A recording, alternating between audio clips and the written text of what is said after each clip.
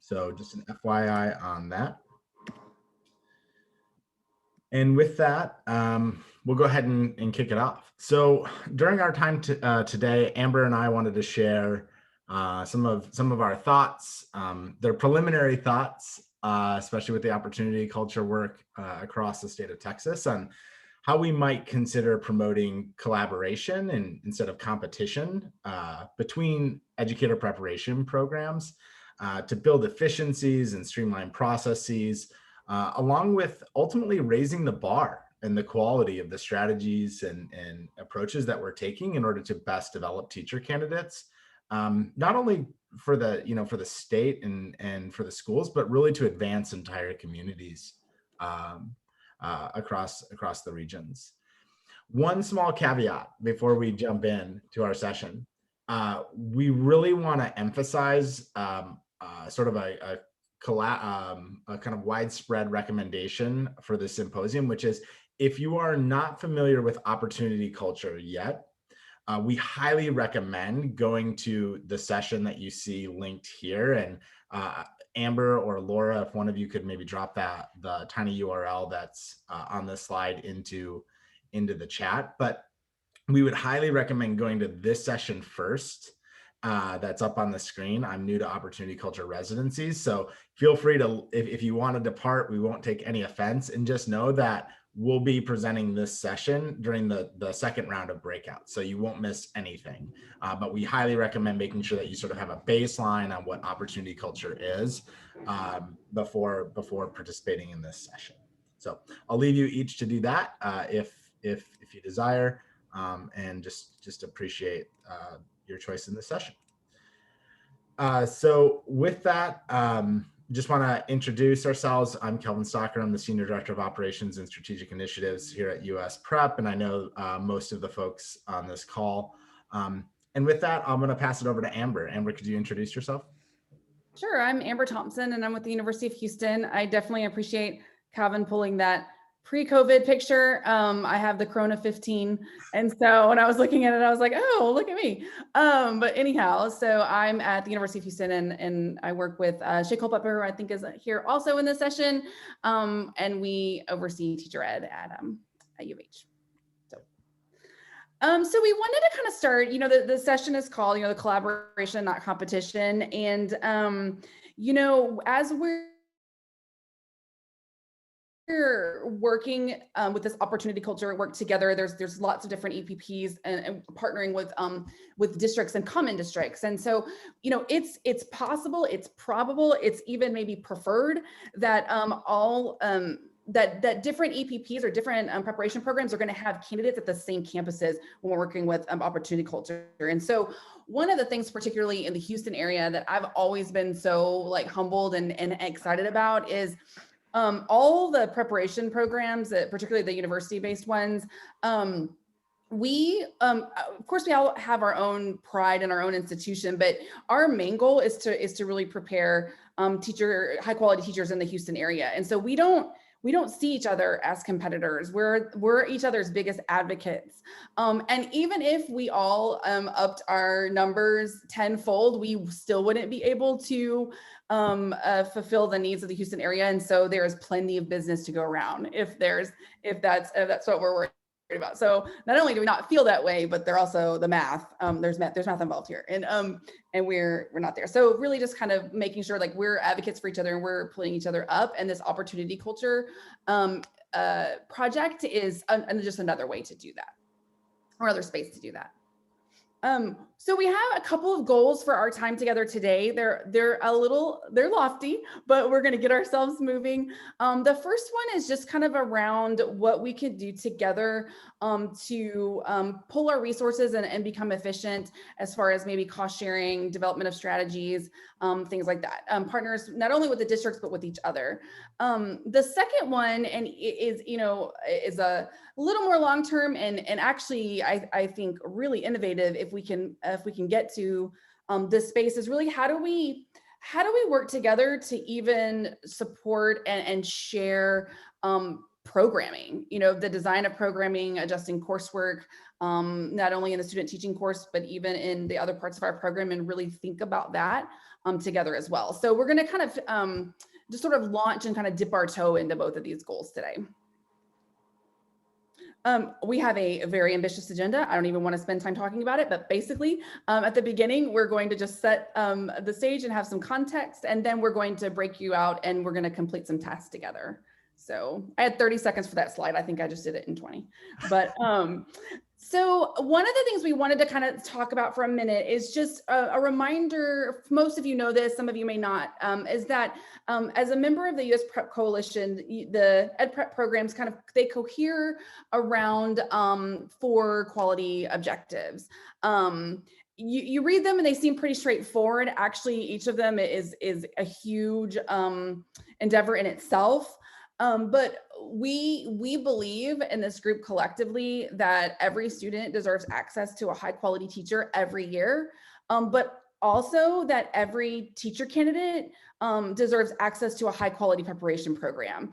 And so that's where some of this, you'll see some of these quality objectives kind of come together. And then we'll also sort of talk about the barriers in that way. And so wanting to make sure, and I guess we can go, you read my mind, Kelvin, you're on it. So I was like, wait. So when we're talking about those quality objectives and really cohering around them, it's like, how can we, or why would it be important or beneficial to collaborate together on opportunity culture design? And so we listed a few here. And I'll of course the student outcomes and students having access to a high quality teacher is at the center of all of this work. But when you're looking at those quality objectives, for instance, for us, high quality preparation includes a year working alongside a mentor teacher, where our teacher candidates move into their positions, hopefully more like second year teachers rather than first year teachers. And so what can happen though is that can create a barrier, as they talked about in the panel this morning, as far as students who have families of their own, who are working to support others who have many different needs. A residency, working alongside a mentor teacher every day for the entire year can be a serious hardship for some, and it's a complete deal breaker for others. And so if we care about high quality preparation and teacher candidates having access to that high quality preparation, and we believe residencies are part of that, then one of the things that we need to think about as EPPs is how to remove barriers that would inhibit access to that high quality preparation. And we see opportunity culture as a way to do that. Sustaining those residencies is hard. I'm not sure if you have your money tree at all of your universities. We do not. And so really thinking about this, creating an opportunity to sustain those residencies, dissolving barriers. Also on the mentor teacher side, really keeping our most valuable mentors close to the classroom rather than losing them maybe to other positions. And of course, for teacher candidates, being able to be paid during that year-long residency it's pretty incredible at this point, and really could make all the difference.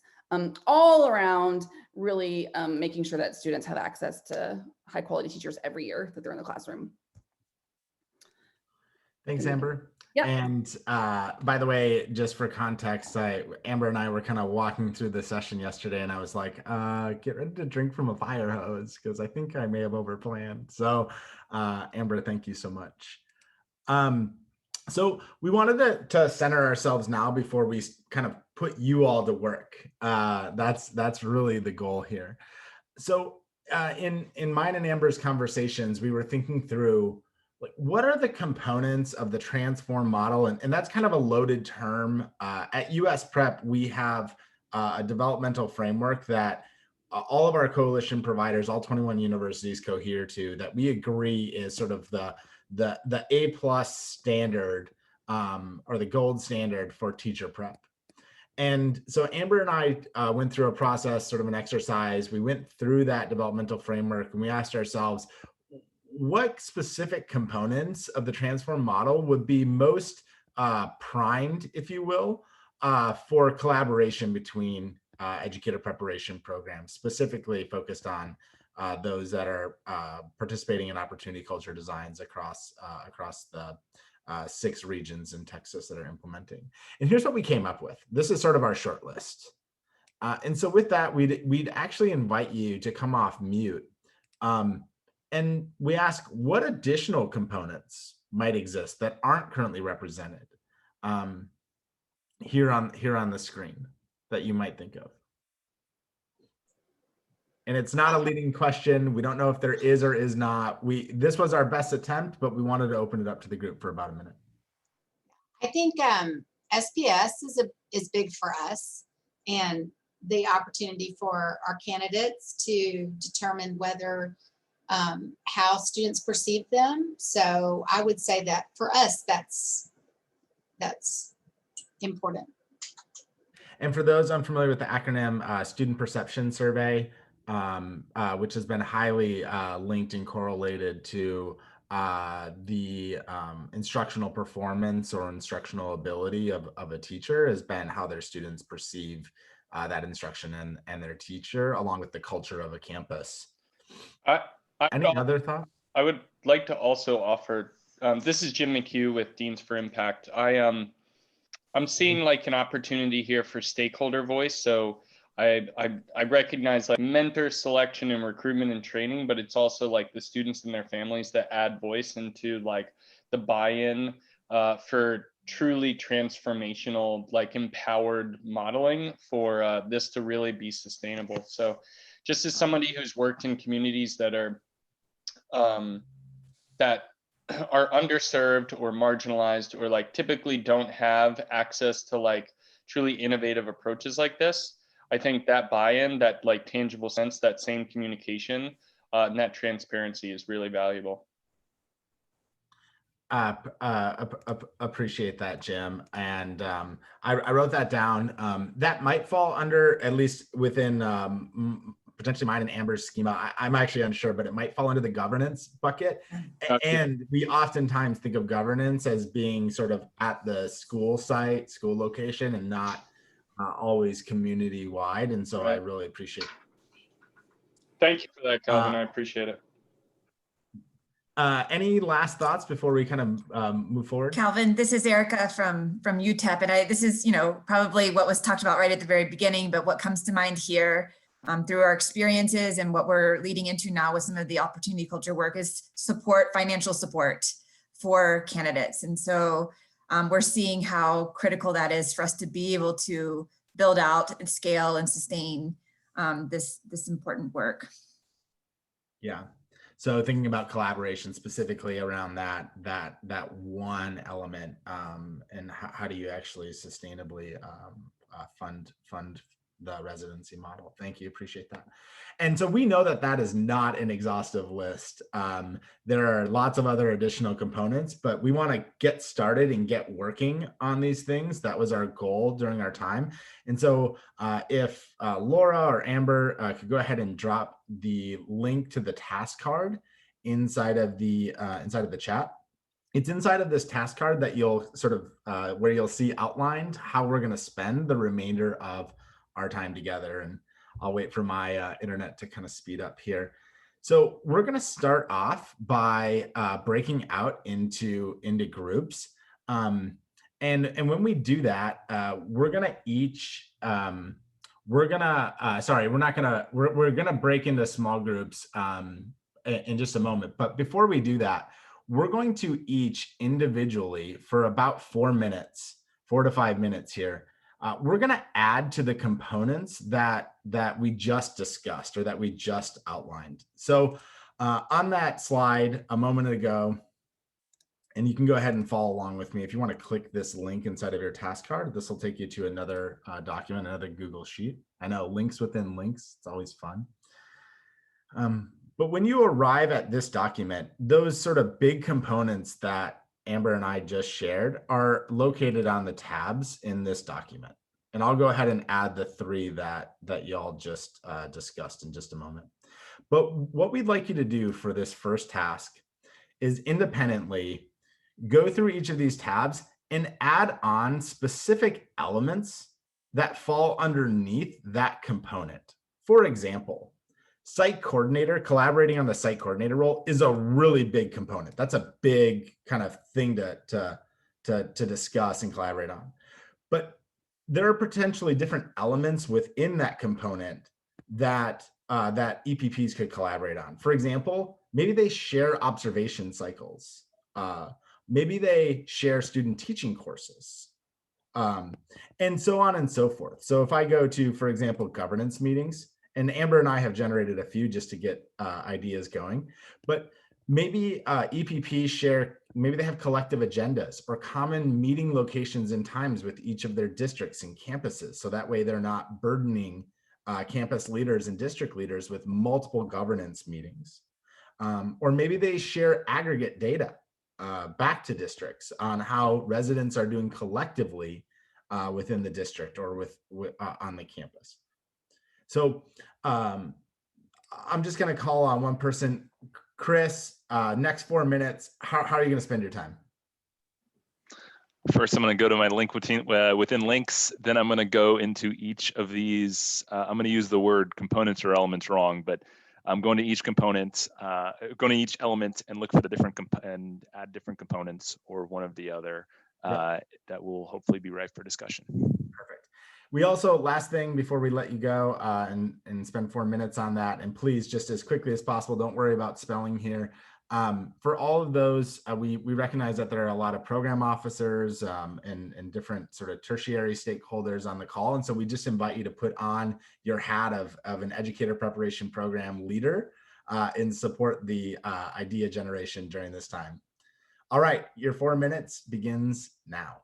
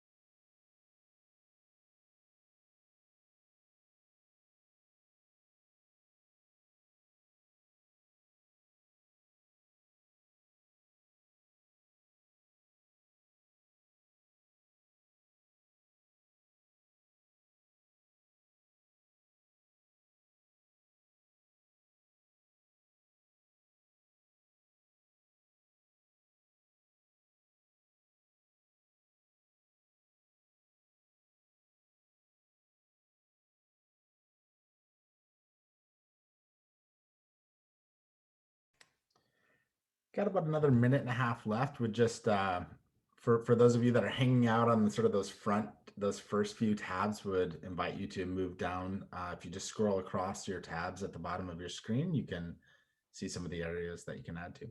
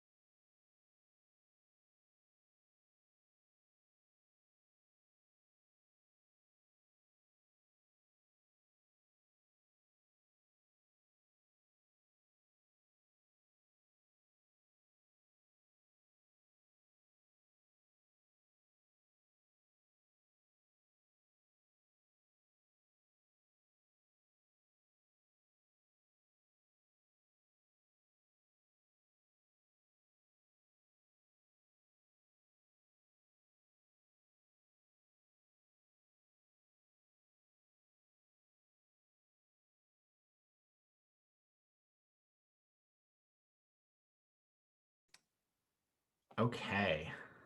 I know that you're still adding, and great news is that the next task actually directly aligns with the first.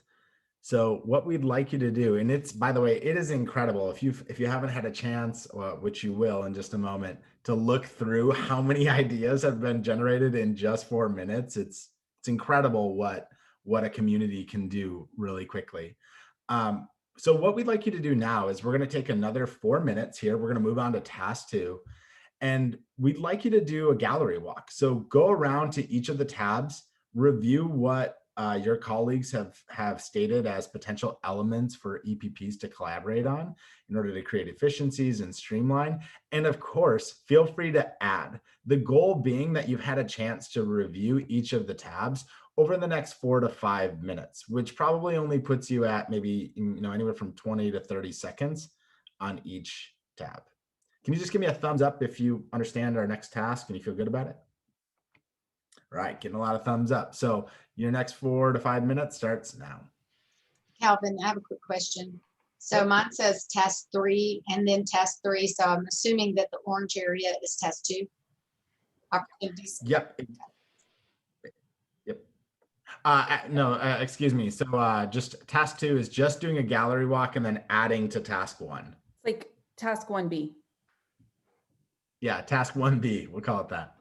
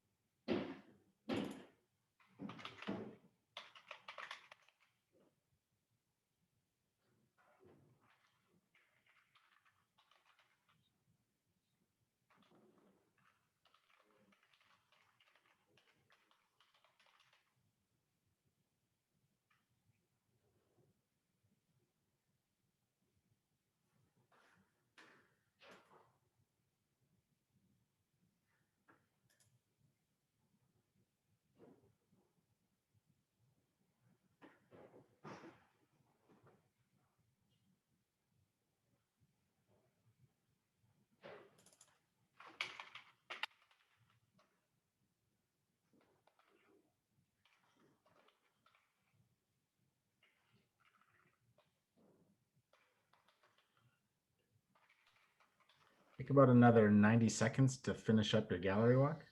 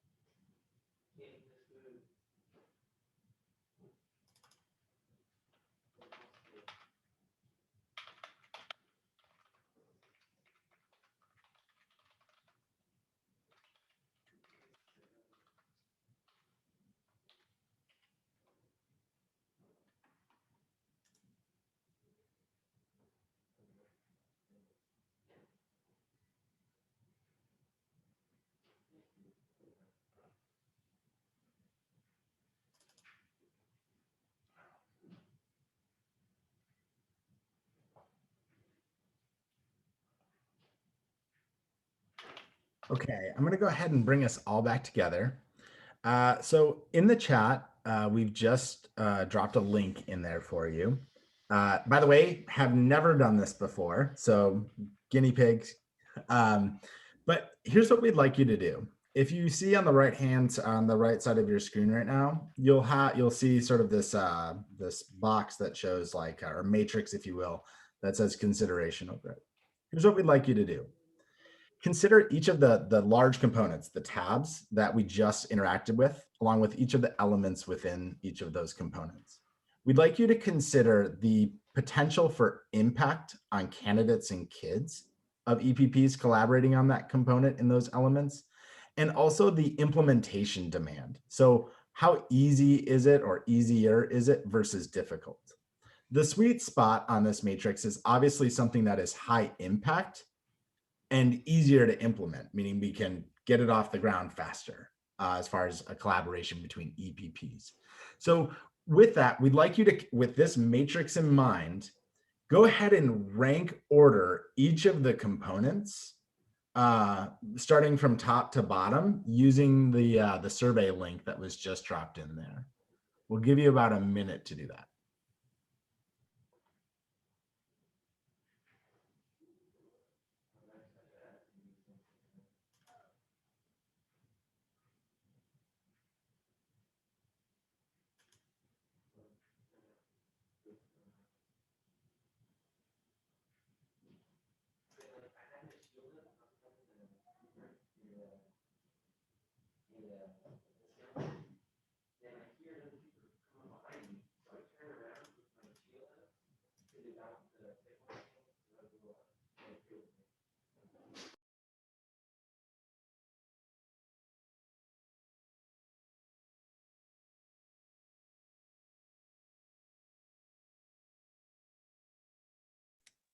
Take another 30 seconds to finish up your selections, or your rankings rather.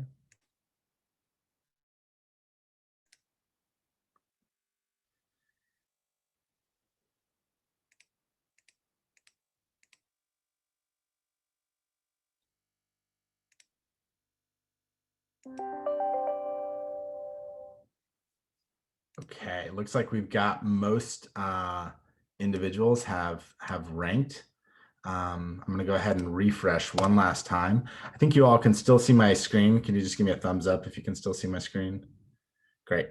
So here's what it looks like. It looks like we believe that mentor recruitment, selection, and training was the first choice, along with the site coordinator role, and it looks like governance meetings. It looks like those three kind of topped, if you will, the charts. Let me just double check here.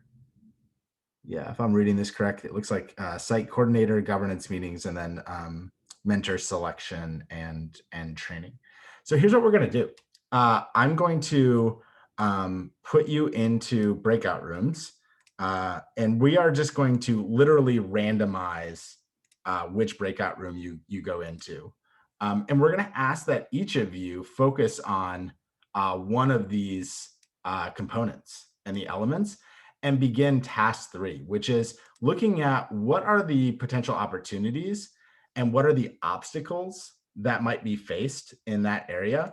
And then also thinking about what are, and I apologize, but what are the immediate next steps and or additional information that might need to be gathered by EPPs in order to implement this collaboration. So if I could just have one person come off mute and just kind of state back to the group what it is and how we're going to spend our time.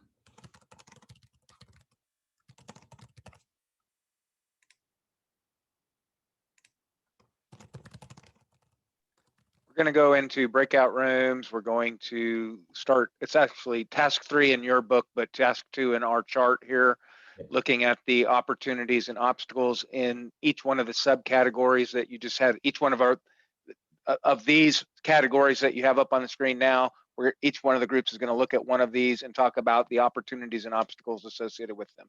Yep. So as soon as I open the rooms, feel free to look at which breakout group you're going to, and then go to that tab on the collaboration document.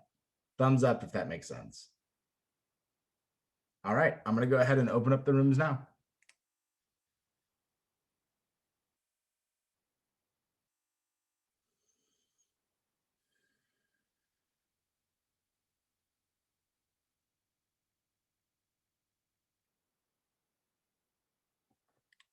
Sorry about that.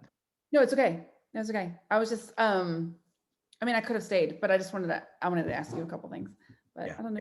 Nothing okay? Uh, I know I was talking 90 miles an hour, but I think I made it my time. I think you did. And I was, One second. Hey, Catherine, you should see the button now to be able to join that breakout. It wasn't there a second ago, but I just added you.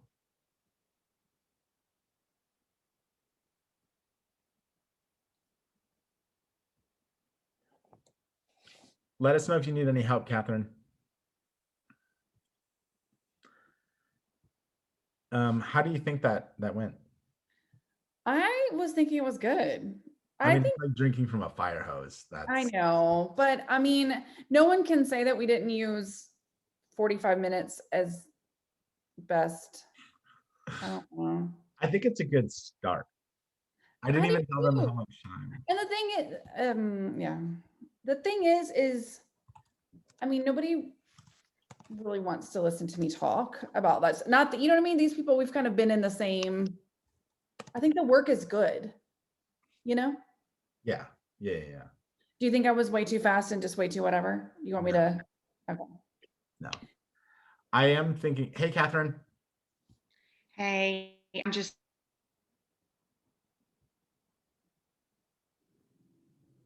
You're muted, Catherine. You If you're muted yourself, Catherine.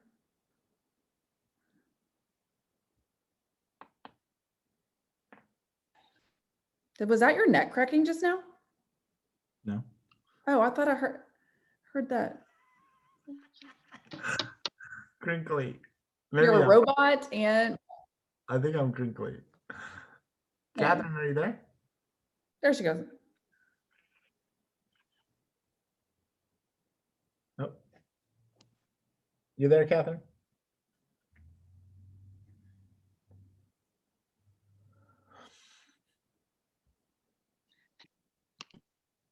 I was trying to look too and see if it was mentor teacher recruitment or the data and research.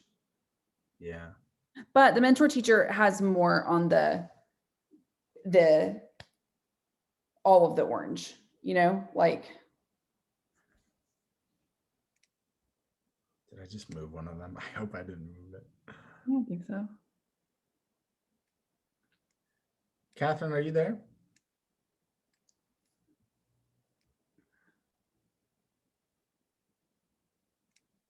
So it was mentor, governance, and what was the last? And site coordinator. Coordinator.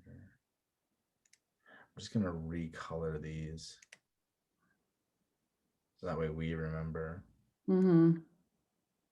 Do you feel good about the next steps, like the things that we're committing to afterwards? Because I'm gonna ask you to do it. But I was doing the share out. No, I meant like I'm gonna ask you to like following this meeting, like help. Oh, duh. Of course. Okay, good. Of course. Catherine, Catherine, do you need, we want to help you. You know, it's I want you to get in there. I want you to get in the mosh pit. Oh, here she goes. She goes. Okay. She's like, leave me alone. It's perfect. How are we? Are we only in here until 12:45? Yeah. Okay. And if you'll notice, I created it for like a second round, which can you check There wasn't anybody. Jill, can you check it again? Like, yeah, I checked it during, yeah, I can do that right now. When people are signing up. I kind of like that rank order thing. I do too. So there's still nobody in there. Well, let me refresh it. What happens if I'm not?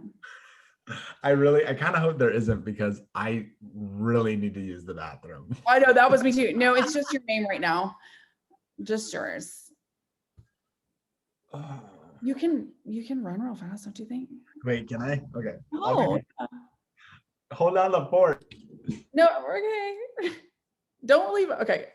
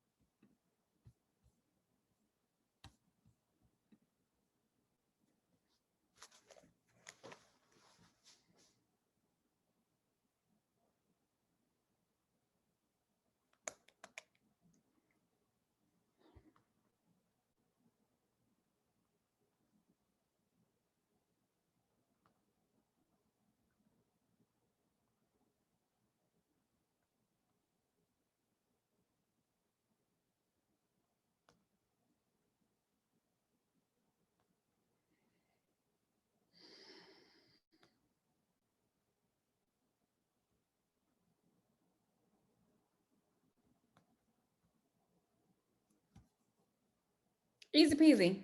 Easy peasy. Oh gosh. Oh. Oh, it's Greg. Hold on.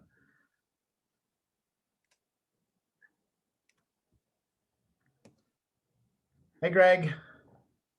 Bye, Greg. That's it, Alex. Yeah, that's his daughter. Oh, I do okay. that because he's constantly changing computers. Oh, right. Like one of their computers doesn't have a camera, one does. I don't know, some kind of situation like that. And so he's like switching with his daughter so that way she can do like piano or whatever it is she has to do. I don't know, some craziness. Okay, people aren't moving on to the action planning. Nope. Be sure to, okay, I'm just gonna say 2 minutes remaining. Please add, even if it's one immediate next step and one. Add one immediate next step and one potential Additional data.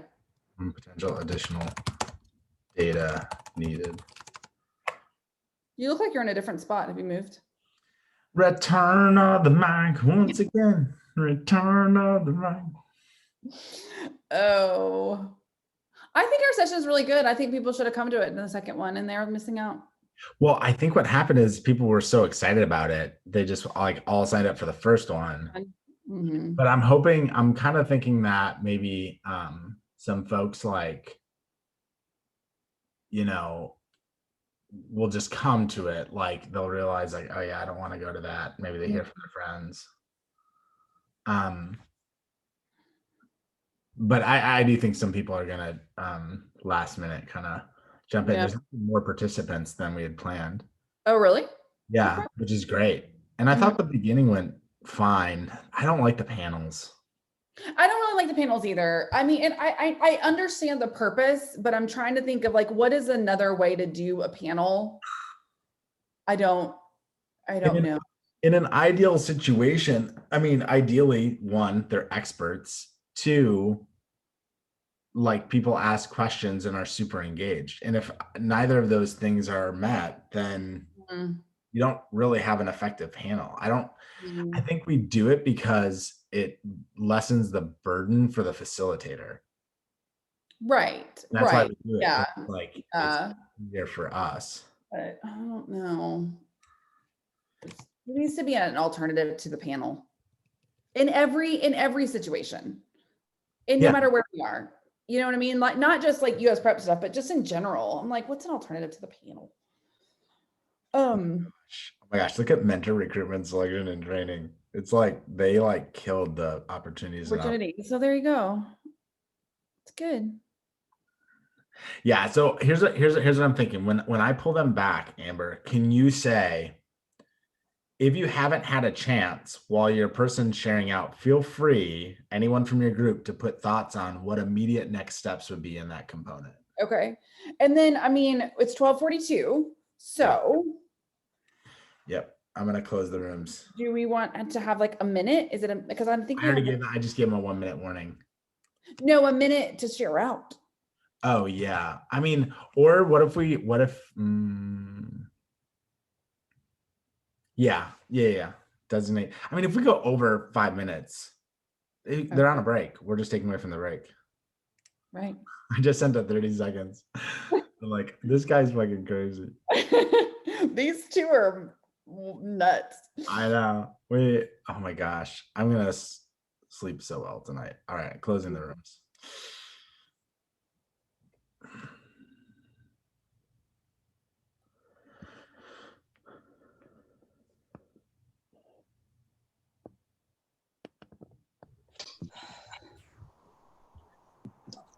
It's never long enough.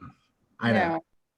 I hope you enjoyed that roller coaster ride. And so to sort of our last few minutes, we're going to hop right into it. We just want to take the last couple minutes for someone in each of the groups to sort of take 2 minutes, share out some of the high points of your discussion. While that's happening, I know we were spending time in opportunities and obstacles mostly, it looks like, but while the member of your group is presenting, if you can go in and complete a next step and maybe an additional information to be gathered, that would be great.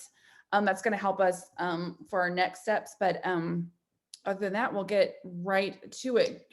Group 1 would be the site coordinator. Yep. Right. Can someone from group 1 just share 2 minutes to share out some of the high points of the conversation you guys had? I'm sorry. I know we didn't tell you to come back and be prepared to share out. So now it's like everybody's going to stare at each other going, who's going to do it?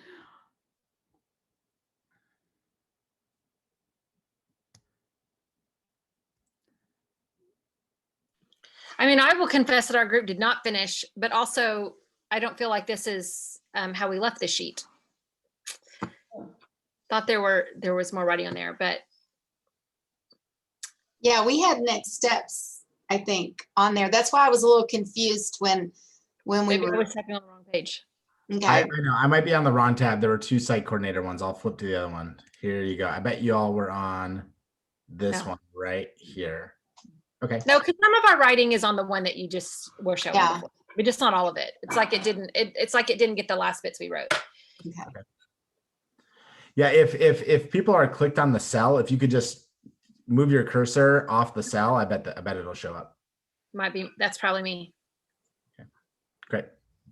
But does one person want to share out real quick, maybe 30, 45 seconds on your discussion and ideas for next steps? Go, Shay. Oh my God. I mean, so we spent too much time introducing ourselves, I think. We enjoyed that task, but we talked about sharing the role of the site coordinator. And so of course, some of the benefits could be cost sharing, but then challenges would be things like, EPPs might pay differently. And the site coordinator could be left feeling that they're answering to conflicting bosses, if you will, and having to think about prioritizing those. And then, we talked about a starting place would be sharing or at least aligning a job description for that role. And that's really as far as we got. Mm-hmm. Thank you. Appreciate that. And we're just getting started today. We don't have to I was going to say, so you appreciate my honesty, if not my completion of the task.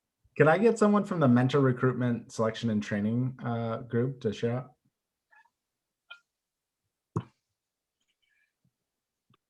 Yeah, I'll share out because I was trying to volunteer other people to do it. So I'll take my medicine and share out my group's incredible ideas. I think the one action step we kind of landed on was setting up communication with multiple EPPs and schools and mentor teachers, so that like so many of the problems and obstacles that we uplifted need to be solved by communication. So starting with communication is important. And I think on the other end of that pipeline is kind of our first obstacle and opportunity is like, there's a limited number of mentor teachers, especially if you look at all the different content areas that we want to try to cultivate teachers in.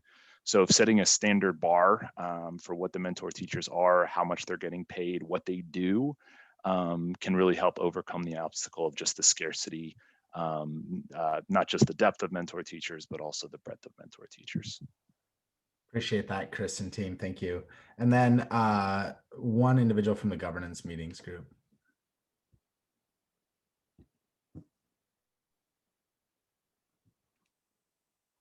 Don't be shy. I can go. I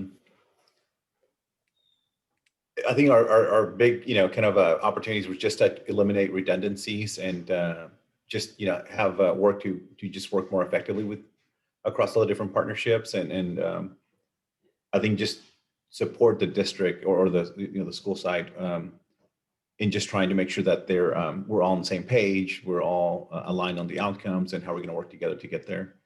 Some of the challenges that we kind of raised were it is really hard to orchestrate all those pieces. So you have to have people who are willing to collaborate and both follow and lead at times and take turns. And so one of the challenges could be is just being really clear about who's owning which pieces of those.